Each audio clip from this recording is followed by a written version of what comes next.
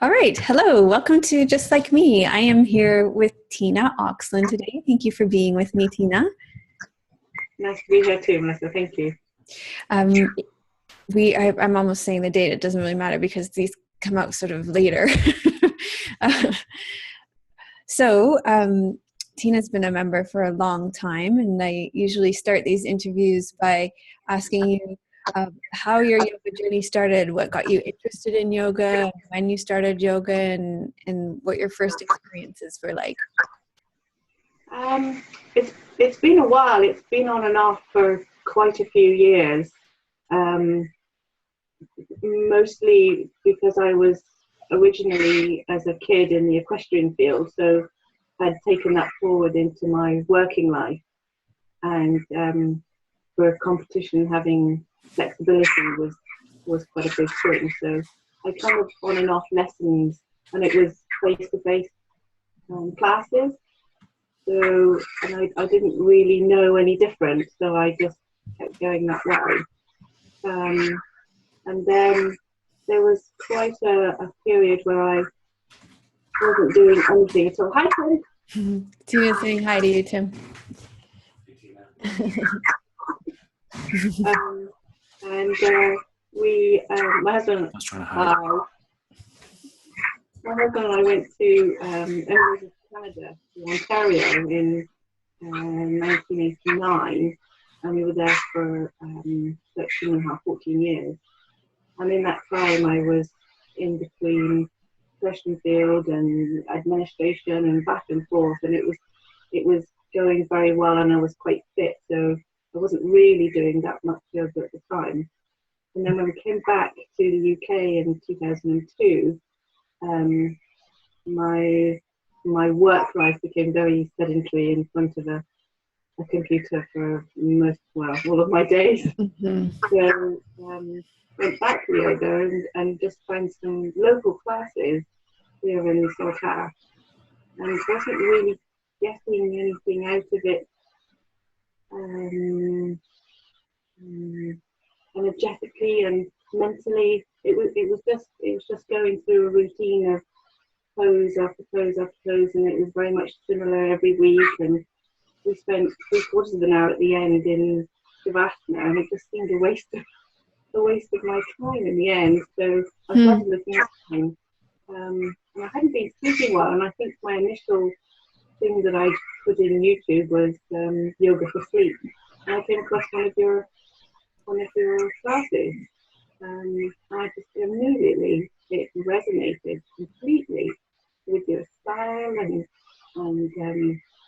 how you put things over, and I was understanding and getting it right away. So I went back to number one, and I spent the next 18 months working my way through all of your classes, and caught up, and then I joined the membership, and I've been doing a few things on the membership site too. So that's where I'm at the moment. So that was early days then, I'm thinking, because the yoga for sleep was like, I'm just going through right now and posting, we're doing a class a day because we have 365 classes now. And I just posted the yoga for sleep class. So some of the early classes now are like, they wouldn't be on the yoga with Melissa. They would only be in the membership community now. So there's a yoga for sleep class. I think it was 17. So because it's the 19th now, January 19th. And it was just 2 days ago I posted it. Yeah.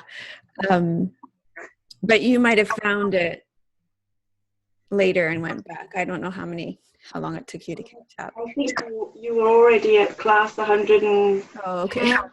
Yeah. Yes, you'd already done quite a few classes, so that was why I wanted more. So I realized what you were doing. Yeah. So I thought it just seemed to fit better that I back to get with you from the start and come forward that way. And then also it gave me something. I did a class every day for 5 sessions a week. So. That was still a while ago, right? Because if you joined in the hundreds, that would have only been 2 years in, as opposed to now, which is 7 years in, almost 8 years in. Probably a couple of years ago now. Yeah. Like, I think probably about 5 ago. you. I've been doing it that long. That's amazing. Yeah. Probably about 5 years ago now. Yeah. Yeah. Because the hundreds were only two, and then the membership community was probably fairly new. Like, so out of curiosity, do you remember if you joined when you joined the membership community, do you remember two versions of it? Do you remember migrating to a different version, different platform? No. Okay, so you're not that you haven't been with us. So 2000. So in 2012, so maybe just under 5 years then, because in 2012 we changed the platform over to the bulletin, which is what we use now. It's neither here nor there. It's kind of like silly details I'm focusing on. But you've been my instructor for sure for 3 years anyway. Yeah. Yeah. So or are there any favorites from the Yoga with Melissa classes? When you started doing theories of things, I really started to enjoy those because it was another angle on yoga that I hadn't realized or anticipated, was the history of it and where it came from, and all the different gods and goddesses and what they mean. And so those series that you started with, that really captured my my enthusiasm for yoga and kept it going even longer. And then the series you did on the Anakrishna, I love that. Oh, I love that one. I think that one stands out for a lot of people, and not that out of curiosity. I mean, I know that stands out like as like a high point in the series in the classes, and there are some people that go back to it. Have you gone back to it? Yes, I've done it twice. Yeah. Wow, because it's intense. It is very intense. Yeah, it just it puts you in a place of thought and analysis of where you're at and what you're doing and why you're doing things too. I kind of started questioning things like that about myself, which has been wonderful. And I think sometimes too, when that inner critic gets really loud, it can be good to go back to that series just to turn down the volume on that inner critic too. Yes, and to put it in perspective. Yes. I think that's quite a good. One of the angles that I took from it was putting things in perspective. Yeah, definitely. Yeah, because we can definitely over-identify with it, I think. Yeah. Unfortunately. It's not true. Going back the second time, even though I'd done it the first time, there were still things about it that were new and fresh about it, and it just kept me going, looking at it, things generally from different angles. Mm-hmm. Is a lovely, wonderful way of looking at life. I think that's true of any class, that when we go back to them, we're different. Our life experiences are different. What we're going through at that time is different, and we can always take something different away. Yeah. And then sometimes, because you always bring joy to your classes, there's moments in your class where there's levity and laughter. So doing them again for a second time, it's funny how you anticipate the laughter coming, and so you end up smiling beforehand, which is lovely. Oh, that's nice. That's nice. Sometimes I wonder if, especially if there's a class, but I find I do that because there's a class that I do a lot in the membership community, the Waning to the Dark Moon. I do that one all the time. And there's a joke that I know that comes at the beginning of that class. And I wait for it, and I'm ready to laugh at it before it comes, even though I've heard it like 100 times now. So I know what you mean. And then I sometimes wonder if those things can kind of be, if they can be irritating, but I guess, in my experience, they're not. So. No, I agree. They're definitely not. They're definitely not for me anyway. I really enjoy that side of your classes. So. Yeah, I think Well, so everybody has their own personality, and obviously I have a personality that's a bit more loud and a bit and quite fierce at times, and can be quite goofy. People tell me all the time how quirky I am, so I guess that's part of who I am. But I think it's really important as human beings that we just embrace who we are and try not to be something other than what we're not.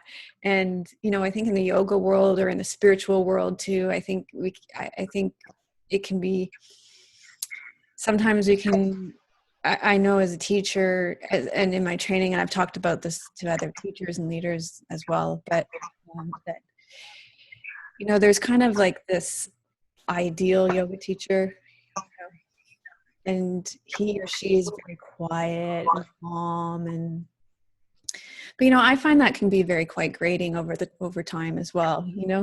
It's not any person is not always one way, and sometimes we're up, sometimes we're down, sometimes we're happy, sometimes we're sad, sometimes we're angry, sometimes we're having a bad day, sometimes we're having a good day, sometimes we're calm, sometimes we're anxious, and I think that it's important for our humanness to come out. Yeah, it is all about keeping it real, and we have to be who we are. There isn't anything we can do about it. We just have to learn to live with it and roll with it. I did the other lady recently, Cassandra. Yeah. So I did the class that she had you swapped with, and then looked online and did another one of her classes.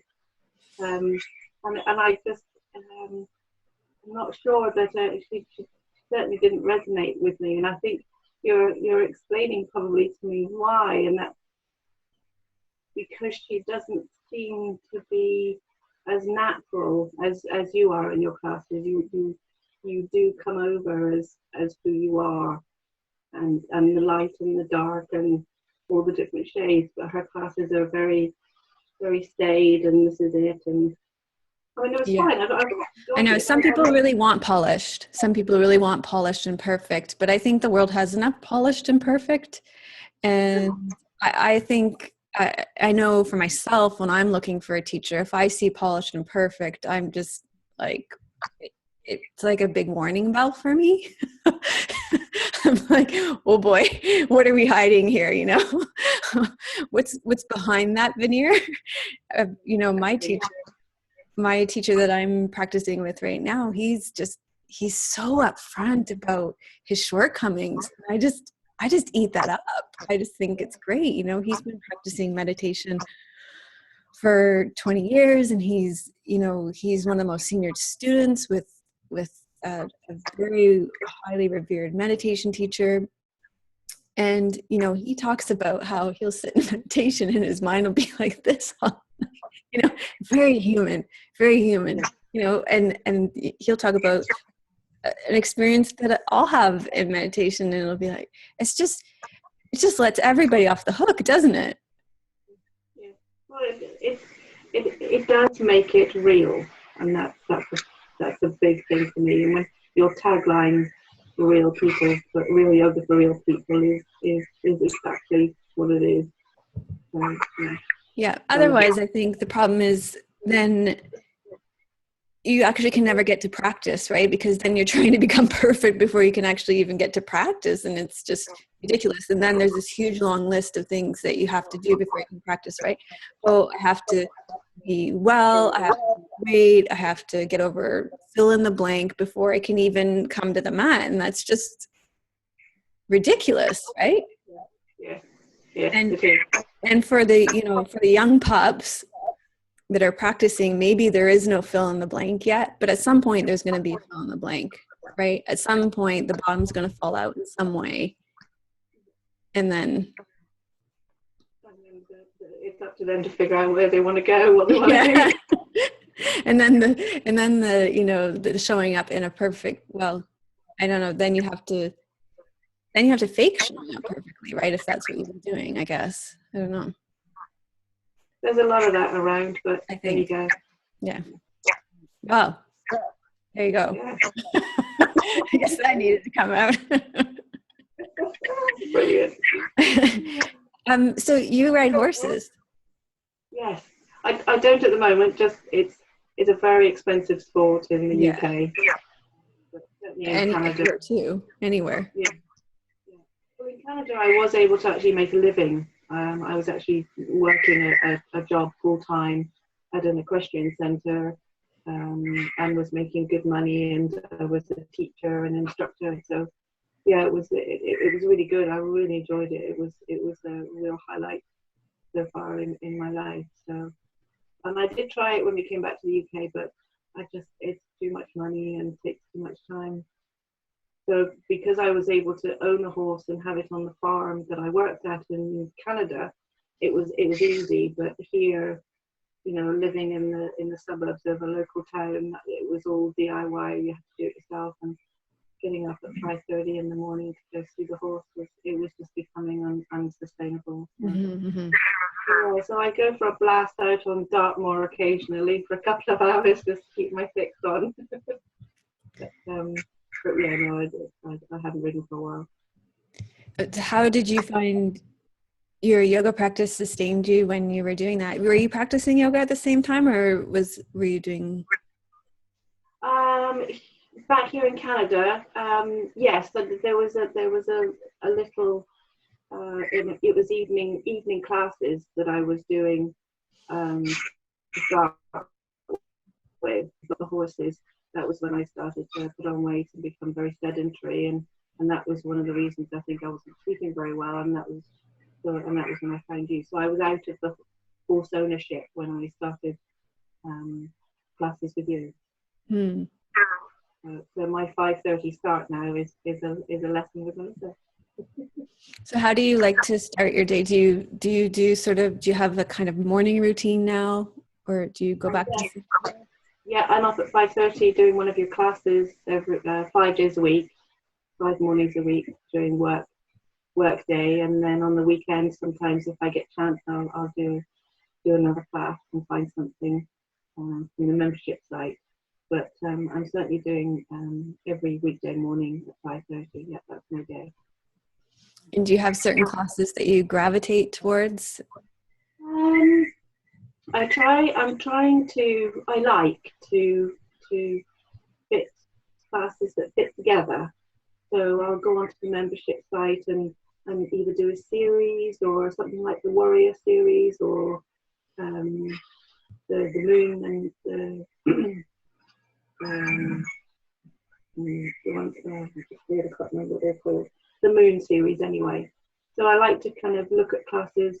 So I'll organise that a week on the weekend before and pick out the classes that I want to do for the week. The Monday is usually the class from Friday, with your new class, and then Tuesday, Wednesday, Thursday, Friday, I'll find other classes then to do alongside that. So where do you find those? I'm curious how you do that. I'm sure other people will be too. So I just go onto your main front page. Okay. And scroll down and You're gonna tell people how you do this. This is like what people always want to know is how other people. Yes. So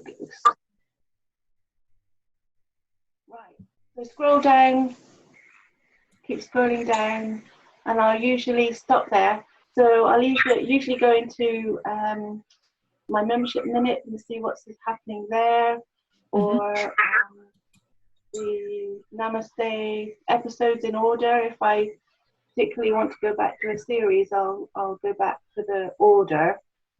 Yeah. That kind of thing. And then scroll down a little bit more. Oh, sorry.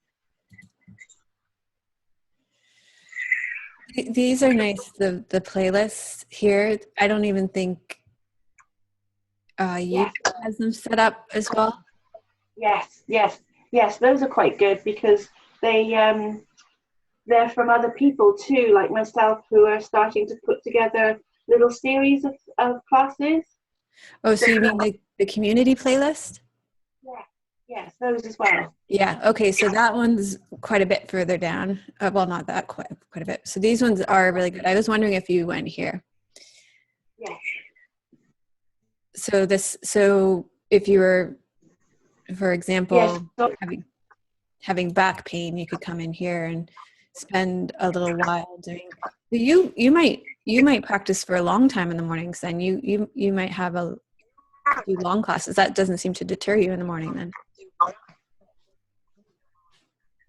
No, I've got a good full hour available, so I have quite a good choice of what I would like to do. Yes, absolutely.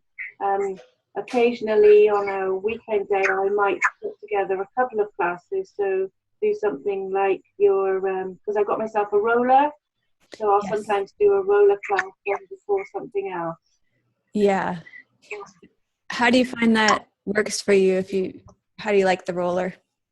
Oh, it's lovely. Yeah. Yes, it's finding the time to do more of that. That's a struggle, because certainly during the week I don't have enough time to do 2 classes. But if I get a chance on a weekend, it's lovely. Especially I love the upper back series. I know that one's amazing. That one's like my. Yes, have you seen this, Tina? I just typing all day. Oh, you work at an office job? Yeah. I do that one. That's probably I do the rebalance one on my spine, and I do that one, the upper back one, a lot too. Have you seen, I did this one recently. It might be useful to you because what I did was, it takes a while to load because it's really long, but since you plan out your week, you could go through here. It's all the connective tissue props. You need to scroll down a little bit because first is kind of introductory material. And then first, like what I feel are the most important videos. Now, one thing a lot of us are doing, and I'm going to challenge people in February to do, is the foot connective tissue every night before you go to bed. Once you learn the routine, you don't need the video anymore. Just you keep the squash ball or a squash ball beside your bed. Just do that before you go to bed. It's great, very healing practice. And then you've actually sort of started your practice before the morning. You'll sleep better. I think it's a great practice to get into. Maybe I'll do a whole post on why that's important leading up to February. The hands one, the slow-mo ball storing your energy for the day, upper lower back sequence. But what I did then was I actually went through and I time-stamped everything. So if you only wanted to do the rebalancing sequence, it's actually only 7 minutes long and it runs for 12 minutes. Or like this one's only 5 minutes, the slow-mo ball. So as released on the foam roller at the beginning, I guess it's at 4 minutes. I need to go back and that should be 4 minutes to something. This took me 3 hours one day, so it might not be perfect. This one, here you go, upper back rehydration sequence. It's only 3 minutes, 13 to 16 minutes here.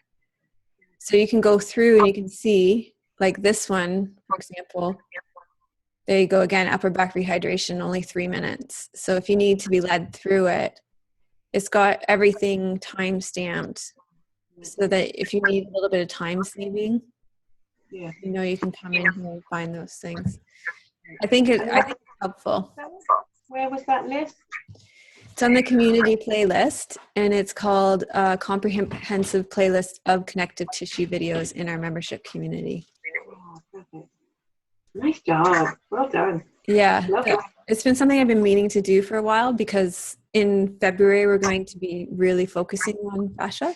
And so they're kind of, those videos are all over, and some videos are just that, some have that and other yoga in them. So I really needed to go through and just organize it better. So there it is all in one place, organized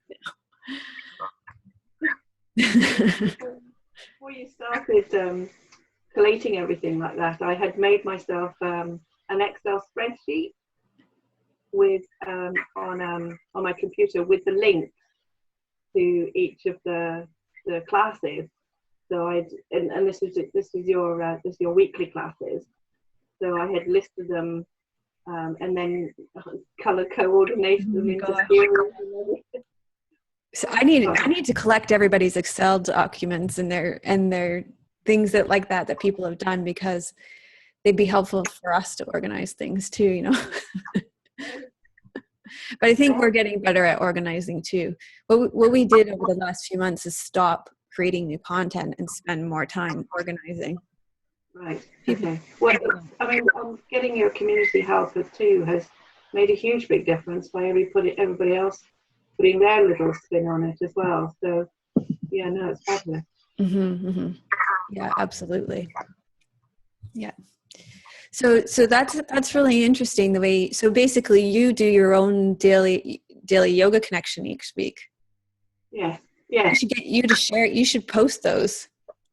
Oh. Seriously.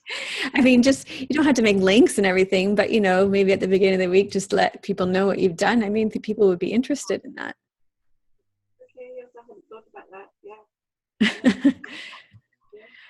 Because there you are doing what all our leaders do every week. You're like creating a little playlist a week of content for people, I don't know if people realize that they're doing that each week. There's a few people like you that do that each week, organize their weeks. Right. Well, I have to really, because I've got such a short window in the morning that I need to know what I'm doing the day before I get up, so I can log on and go straight there. Otherwise, I would just spend all my time looking for something to do. So we do that for you, though, right? Well, in the daily yoga connection, maybe you don't know this. No, I missed it. Like, you don't have to do this every week because we do it for you every week. Okay. If you go to the daily yoga connection. That's why I'm saying you do what we do for everybody else every week. So each week, so this week, the theme is intention, trusting a repeated practice. Right. And if you click on the last page, because there's a lot of comments. Right. But each week we post, so it'll take a minute to load again because there's quite a few videos. We post like a theme for the week. So if you watch this, it'll be like a 2-minute video, less than 5 minutes. It'll tell you about our week. And then here's I don't know why that's there. Okay, anyway, here's Monday's class, Tuesday's class, Wednesday's class, Thursday's class, Friday's class, Saturday's class, and Sunday's class. You never knew this? No, I didn't. I missed that completely. So you can have your weekends off now because we do this for you. Awesome, Melissa. Thank you. And we choose short classes during the week. Right. So that you have more time, because we know you have to go to work. Right. Well, I could put in a little connective tissue though before some of the short ones if I wanted to. Oh, I love you. See, that's brilliant. Nice one. Okay, thank you. I love that. So you can let go of there you go. You just 2017, you let go of something. One less thing to do. Mind you, since you're so good at it, we should bring you on the team and get you doing it once in a while for us. You've had so much experience with it. Oh, sure. If you want me to, that's fine. Yes, I wouldn't mind doing that. Well, I might take you up on that. Oh, that's really good news. Thank you. Yeah. See? Oh, okay. I think I had clocked it, but I hadn't clicked it because I thought it was just conversation. Yeah. I can see if you joined in sort of later in the week or whatever, you would just see a lot of conversation. Yeah. So I hadn't realized that you were actually setting up a whole week. So. Yeah, every single week. Every week. And the other thing is the week, I'll show you, if the week doesn't resonate with you. So go back to the daily yoga connection here. I can go back to previous week. That's what I'm saying. Like, you haven't done, we've been doing this for years. If I got some serious weeks to catch up on, Melissa. well, you don't have to catch up, but um, yeah, if you want to do a week of brain yoga, then you could. Like, so you like the community playlist, is what I'm saying, is you can treat these like playlists too. This is what I've been telling people in a lot of the interviews. That makes sense. Mm-hmm. That's fab. Totally. Oh, I wonder what else you don't know about. Do you skip over this daily section, I wonder? And another neat place to see is on my mat today, where people talk about their practice. It's yeah, I mean, it's people talking, but then the neat thing is that you hear what other people are doing. And if you have the whole, we should probably leave it at the daily yoga connection for you now, because that's just going to keep you going. But if you ever wanted, if you're like, oh, I'm not sure what to practice, you can go in here and see what other people are practicing. And often it's inspiring.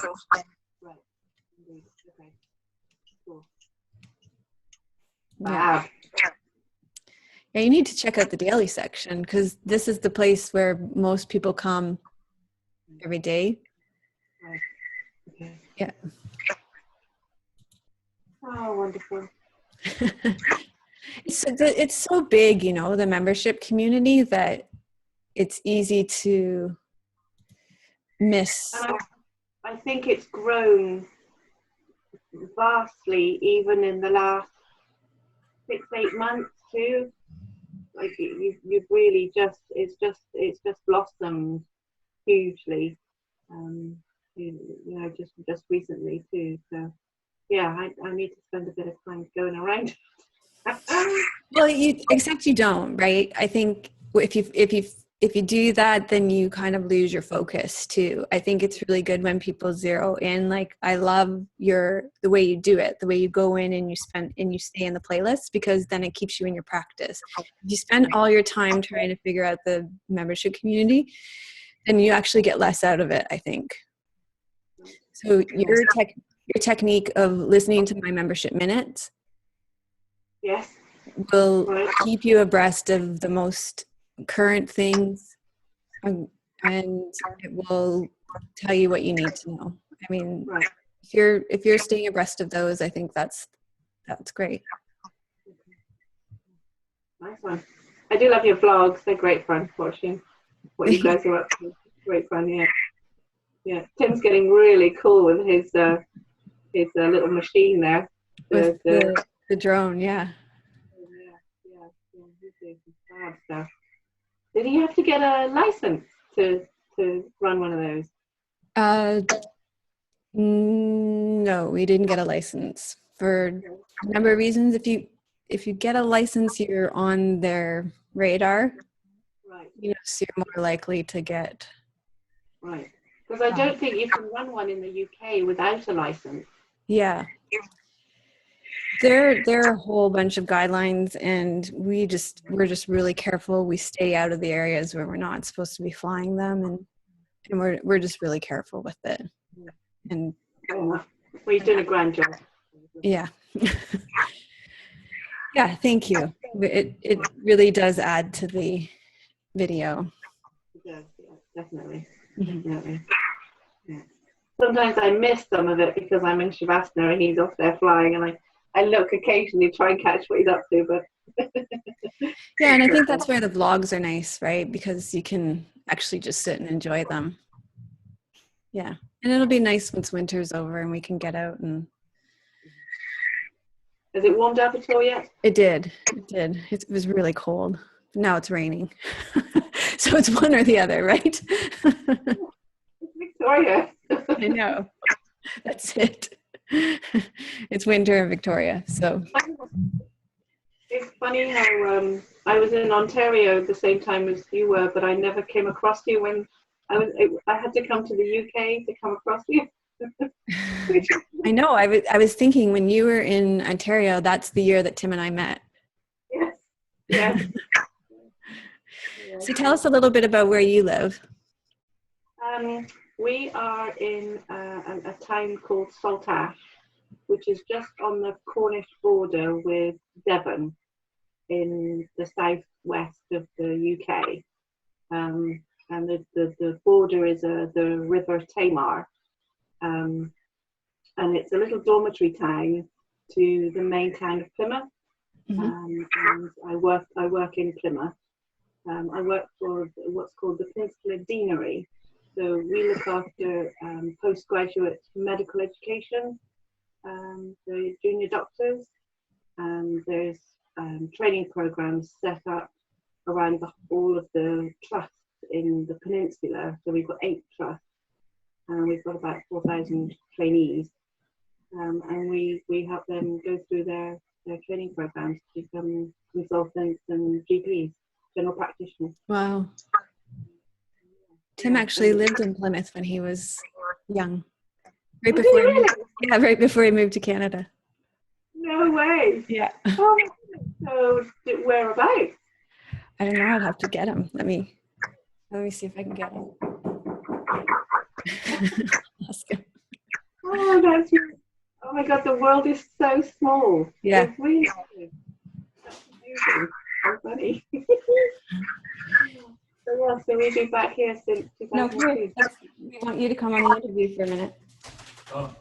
Tina lives just outside of Plymouth and she works in Plymouth. Now we want to know where you lived in Plymouth and how old you were. Oh. Now you're coming on the interview. Hey, Tina. Plymouth, my father was Royal Navy, so we were basically one of the homes just outside the base. Right. He was on submarines, so he was flying around the North Atlantic in hunter-killers and having lots of fun. So, yeah, Plymouth is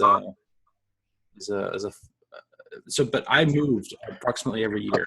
How old were you then? Let me think here. Plymouth was after Dartmouth. Was it right before you moved to Canada, though? No, before Canada, but it was after. So it was Dartmouth, Ipswich, Plymouth. So I was very young. I would think that I was in school, but I would think I would have been like in grade 2. But I left England in 3rd form, so that was a long time ago. Well, it's funny because my husband actually is a test engineer working on the submarines in the dockyard. Oh, is that right? Really? Oh. Well, yeah. So my father was on HMS Sovereign, which I'm not even sure if it's still in service. It was a hunter-killer. And all the S boats are now out of commission, and most of the T boats are working their way out of commission as well now. So, is that right? Yeah. And of course, things like every so often you see like Plymouth Argyle kind of pops up on the horizon. You think, oh wow, that's right. That was a part of my life at one point in time, and then such is the life of a boy in the family of a Royal Navy. Right? And just your life in that part of the world. So yeah, no, I was in Ipswich, I was at Portsmouth, or South Sea, which is part of Portsmouth, and but we would go down to Plymouth quite often. From Plymouth we go down into other parts of Devon, and it's just a beautiful part of the world. Going into Cornwall, yeah, very cool. Yeah, nice one. And you're by the water again too, right, Victoria? So that's really nice. It is, and it's funny. I even every hike that I go on, I always like to be close to the water. I don't. Melissa likes to be in the forest, and I'm much happier if I'm within an arm's throw. I'm much happier. So that's in my blood, perhaps. Oh, lovely talking to you, Tim. Thank you so much. My pleasure. Have a lovely day in Plymouth. What's it like there now? Is it nice and warm? No, it's well. Relatively speaking, it's chilly, but the UK think it's really cold. Oh, so it's like. I lived in Ontario as well in 1989, the year we met. Oh, really? Yeah. Wow. So that's why I brought you in, because there's like all these connections. Yeah. Well, it was lovely to chat with you, Tina. Have a lovely afternoon. Yeah, thanks, you too. You're welcome. Cheerio. Oh, I guess it's almost evening now, isn't it? Yeah, Bye-bye. It is. Yeah, it's 8 hours. There you go. The world is so small. Yeah, so many there's what do they say was like saying how many degrees of separation? Right, yes. Yes, we haven't got many degrees at all. No. So when you're not working and you're not doing yoga, how else do you spend your time? Okay, so we have motorcycles. Oh yeah, yeah. Great part of the world for riding them when it's not too wet out, I guess. The roads around here are fantastic Yeah. for motorcycles. Yeah, absolutely fantastic. And at the moment we've got 6 in the garage. Oh my gosh. Various forms of repair, and we do spend a lot of time on the bike. And Mark started surfing just recently, so we spend a lot of time at the beach as well. I'll go walking while he's surfing. Is that your husband? Yes, Mark. Yes. Okay. Yeah. And I have tried it, but it's not It's not. thing. Me neither. I mean, maybe it would be, but I think it sounds way too exhausting and cold. You should come here to Tofino to surf. You can visit me. We'll go and have some nice tea and a meal or something, and they can all go surf. Sounds fantastic. I would love that. Yeah. Okay. It's beautiful. I mean, Tofino's, well, I think you maybe, if you watch my vlogs, you've seen Ucluelet and Tofino. I think it's the most stunning place in the world. And if he's into surfing, then, you could talk him into that trip. Okay. Okay. And you could ride bikes. Oh my God, it would be the roads. You could ride your bikes through the mountains there. Oh my God, it's one of the most beautiful road trips. You could ride bikes all over this island, gorgeous places to ride bikes. You need to plan that trip. All right, will do.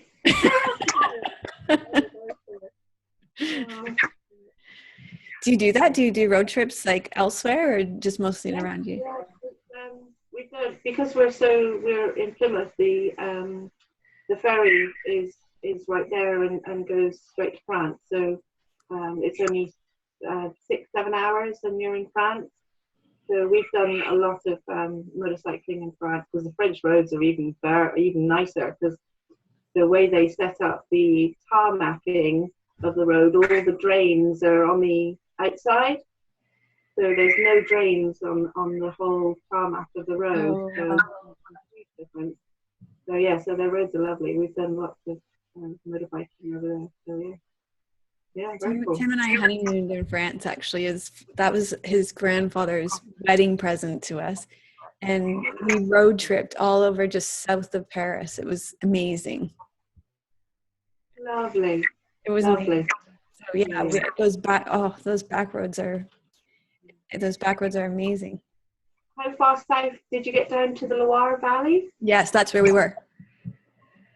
Gorgeous. Yeah, just amazing. Oh, amazing, Melissa. That's another one.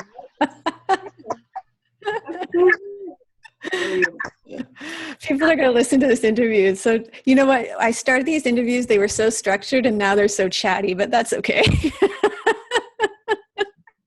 Oh, great. Brilliant. Yeah. Wow. Motorcycling. I am a creative arty person, so I have been trying to keep up with my art and doing some drawing and I have a go at calligraphy. But it's time. I do. What medium do you like to use for your art? It's mostly pencil or charcoal. I do have some crayons. I like doing crayons as well. I didn't really get into paint, mostly because of the space that's required to sit down and do it. I mean, it's because I don't have an art room that I can just leave everything all set up, and it's getting it out of the cupboard and stick it in the dining room table. And, it's just it doesn't always fit. But getting a pencil is easy to do. So. Yeah, and charcoal. Yeah, charcoal's lovely, and it's so portable. What you use. Yeah, it is indeed. Yeah. It's amazing. Yeah, so I try and do that occasionally. I have the other thing I have is a book. I got it on Amazon. It's 642 things to draw, So it's a book that's already got ideas on every single page, 365 pages. So you can just flip through the thing and just see if something catches your eye. So I can do a little doodle. So that's that kind of Like thing. drawing prompts. Yeah. Yeah. Great. Do you find that your yoga practice encourages that creativity? Like it opens that part of yourself up? Oh, definitely. Yeah. Oh, yes. Yes. Mostly because it's got me learning new things about the world of yoga and what it means to me. So it's got me just normally everyday activity of discovery is just enlightens my whole creative aspect of the things I do, and in my work as well. Even in the office job, I get to do creative things, so that keeps that.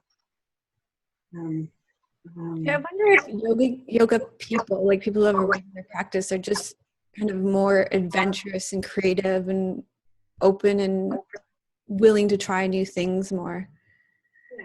Yeah, I think so, because we're having to analyze this ourselves all the time. Mm-hmm. Certainly through the whole of my yoga practice, from putting the mat down on the floor to putting it away in my little box. The whole thing is about knowing my body and knowing how it works and what am I thinking today, and I'm constantly that whole hour analyzing.